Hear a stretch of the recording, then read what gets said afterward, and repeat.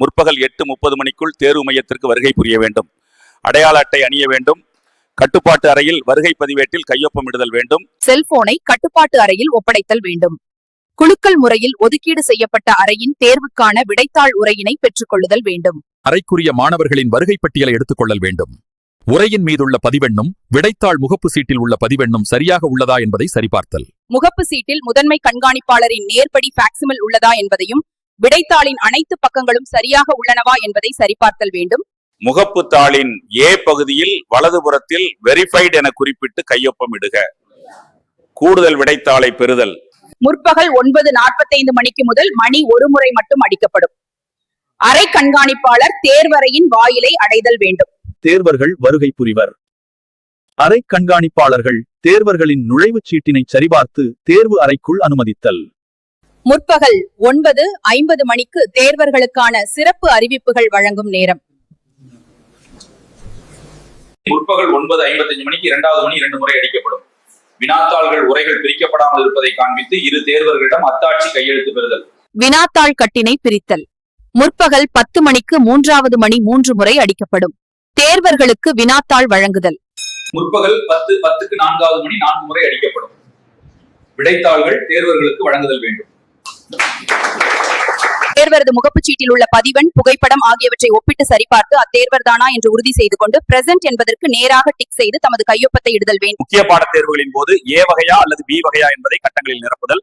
வருகை பட்டியலில் தேர்வரது கையொப்பம் பெறுதல் மற்றும் முகப்புத்தாளில் தேர்வரது கையொப்பம் பெறுதல். வினாத்தாள்களை தேர்வர்களுக்கு வழங்கிய பின் மீதமுள்ள வினாத்தாள்களை வினாத்தாள் உரையில் வைத்து செல்லோ டேப் கொண்டு ஒட்டுதல் வேண்டும்.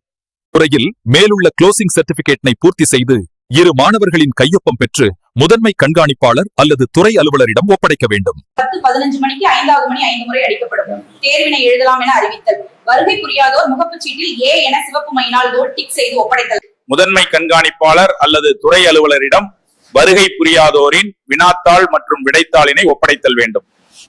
10:45, 11:15, 11:45, 12:15 மற்றும் 12:45 மணிகளுக்கு ஒவ்வொரு அரை மணி நேரத்திற்கும் 1 மணி அடிக்கப்படும். பிற்பகல் 1:10 மணிக்கு எச்சரிக்கை மணி அடிக்கப்படும். தேர்வர்கள் கூடுதல் விடைத்தாள்கள் பெற்றிருப்பின் அதனை முதன்மை விடைத்தாளுடன் வெள்ளை நூல் கொண்டு கட்டுமாறு அறிவுறுத்தல் வேண்டும். பிற்பகல் 1:15 மணிக்கு லாங் பெல். தேர்வு நேரம் முடிந்தது. அனைத்து விடைத்தாள்களையும் சேகரித்தல் வேண்டும். தேர்வு கட்டுப்பாட்டு அறைக்கு தாமதமின்றி செல்லுதல் வேண்டும். ஒவ்வொரு விடைத்தாளில் அனைத்து பக்கங்களையும் முழுமையாக சரிபார்த்தல் வேண்டும். விடைத்தாளின் மேல் பகுதியில் ஒவ்வொரு இண்டு பக்கங்களும் இணையும் இடத்திலும் தேர்வர் எழுதிய கடைசி வரிக்கு கீழும் தேர்வுத்துறையின் DGE-HSE முத்திரையிடவும். சொல்வதை எழுதுபவர் இல்லாமல் தேர்வெழுதும். டிஸ்லெக்சியா தேர்வருக்கு மட்டும் டிஸ்லெக்சியா தேர்வர் என்பதை விடைத்தாளின் மீது சிவப்பு மையினால் எழுத வேண்டும்.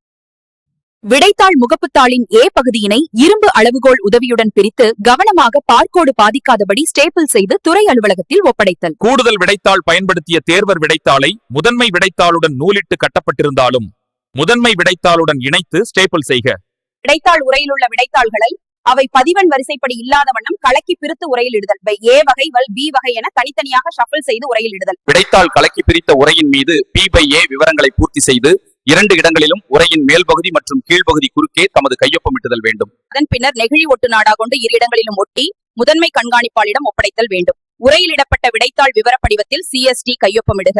தமது அறைக்குரிய அனைத்து வருகை புரிந்தோர் விடைத்தாட்களும் அவர்கள் பயன்படுத்திய கூடுதல் விடைத்தாட்களும் விடுபடமால் விடைத்தாள் உரையில் வைத்து ஒப்படைக்கப்பட்டனவா என உறுதி செய்தல் வேண்டும்.